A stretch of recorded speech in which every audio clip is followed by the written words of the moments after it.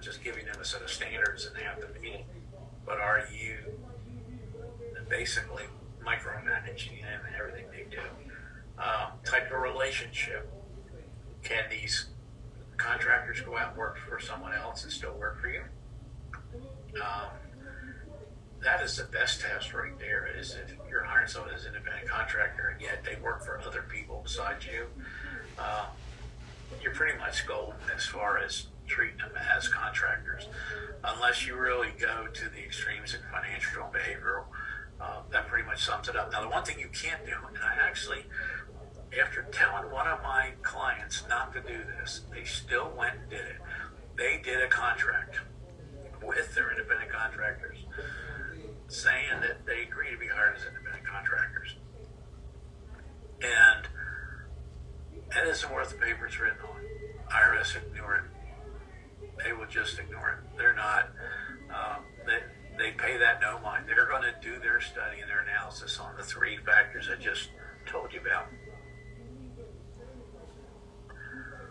By the way, I did not chew her out for it. And I didn't really even bring it up with you after the first time I saw it. I just kind of let it go. Hope that it didn't happen again. All right, so under independent contractors, they can't be under your direct control. They got to be like somebody you hire on Angie's List, you know. You can't worry about when they show up and when they don't. Now, you can hold them accountable and get a job done by a certain time, but they got to be under their own control. You need to get a W-9 before you pay them a dime, okay? The reason being is if you don't, then you could be held responsible for their taxes. Let me repeat that. You don't get a W-9 before, and you don't get a 1099 to them, you could be responsible for the taxes. In other words, what they're going to do, what will happen is it'll get taken off your list of expenses on your Schedule C. And all of a sudden now you're responsible for the taxes. It'll probably be at a lot higher rate than what they will pay. The backup withholding, I won't get into that. That could be a 1-hour presentation unto itself, but that's what happens when you don't get a W-9 and they get a mismatch at the IRS on what you report.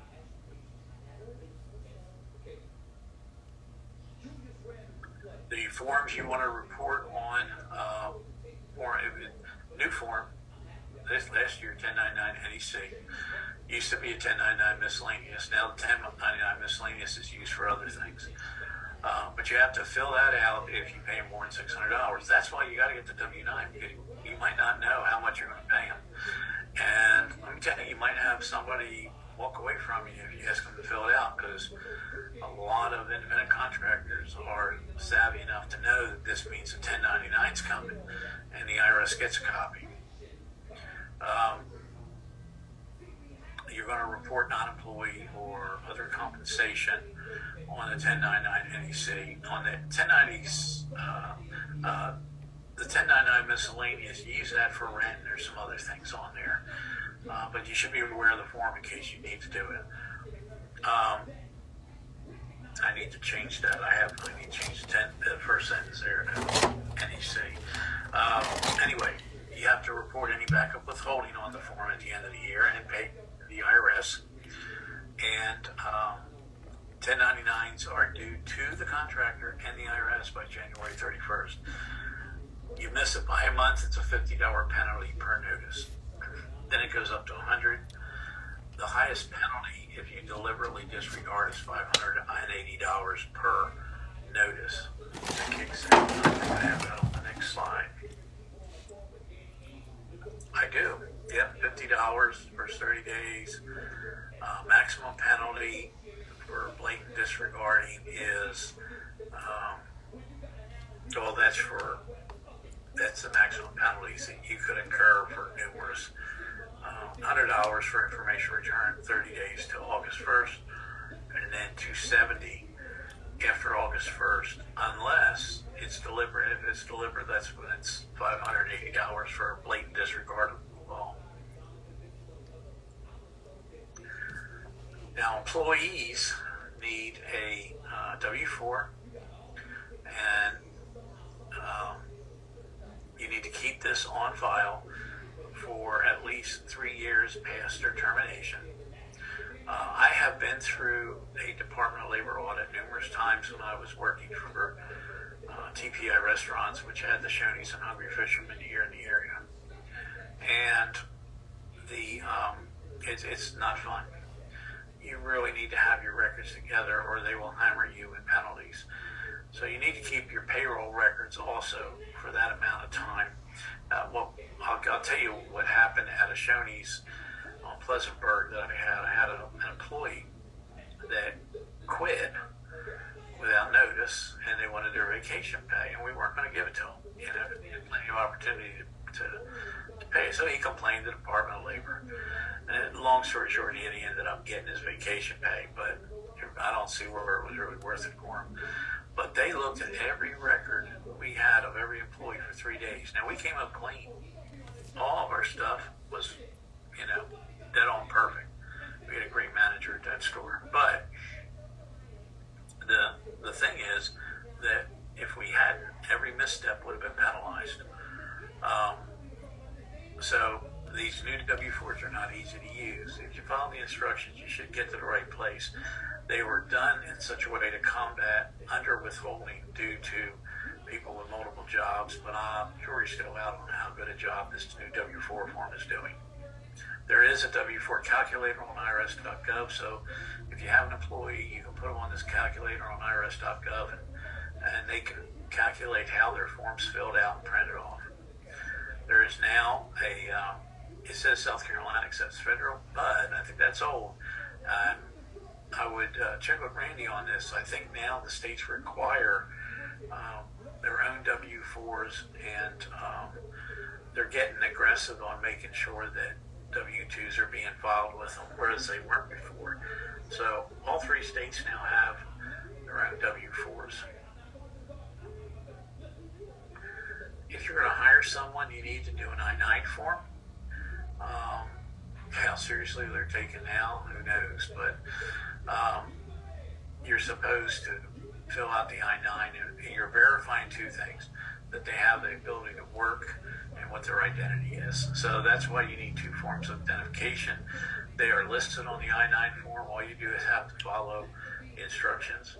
I suggest you pull up the most current copy because they're always changing the documents that are accepted. It seems like every year they change the documents that are accepted for an I-9 form. So the employee will fill out the top part, and the employer validates the documents and fills out their part. And again, you got to keep it for 3 years after the end of employment.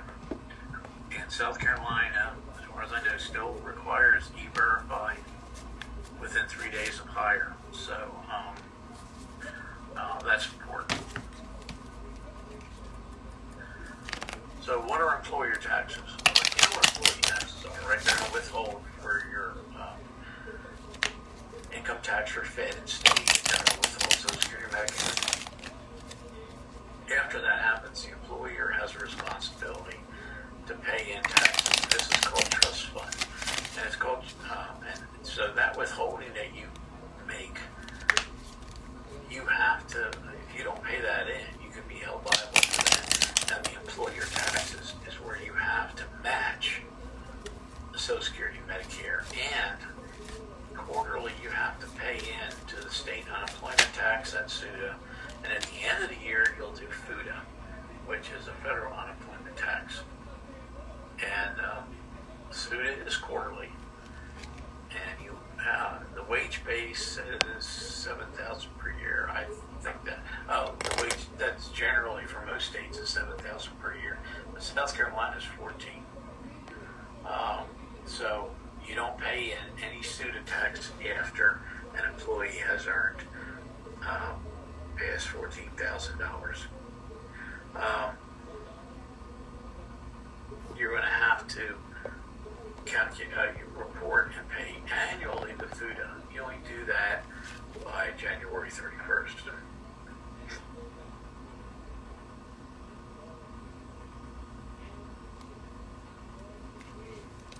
so depositing taxes. This is the best way to do this is online. What you have to do for